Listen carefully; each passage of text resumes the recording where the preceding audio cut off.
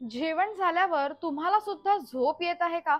आणि थकवा जाणवत आहे, अपचन जाणवत आहे, तर अशा वेळेस तुम्ही आयुर्वेदात मधील जे तांबूल सेवन सांगितलेलं आहे ते नक्की करू शकता.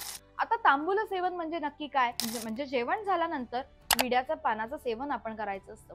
आता हा जो काही विडा आहे किंवा आपण त्याला बीटल लीफ म्हणून ओळखलं जातो, तर हे जे पान आहे हे आपल्या आरोग्यासाठी आयुर्वेदानुसार खूप उपयुक्त मानलेलं आहे.